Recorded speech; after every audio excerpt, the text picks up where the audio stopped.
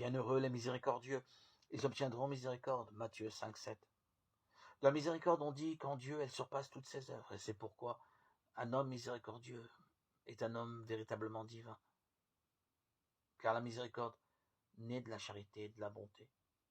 Et c'est pour cette raison que les vrais amis de Dieu sont en vérité très miséricordieux et sont plus accueillants aux pécheurs et à ceux qui souffrent que d'autres qui n'ont pas la charité. Et comme la miséricorde est née de la charité que nous devons avoir les uns envers les autres, d'homme à homme, si nous ne l'exerçons pas, notre Seigneur nous en demandera un compte particulier au jour du jugement dernier. Et à ceux en qui il ne trouvera pas cette vertu nécessaire, il refusera son éternelle miséricorde, ainsi qu'il l'a dit lui-même.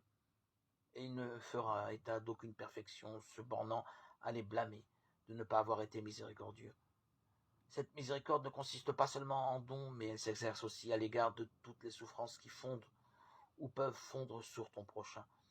Celui qui voit cela sans témoigner à ses frères une véritable charité et une réelle sympathie dans toutes ses souffrances, et qui ne ferme pas l'œil sur leurs fautes dans un sentiment de miséricorde, cet homme-là a sujet de craindre que Dieu ne lui refuse sa miséricorde.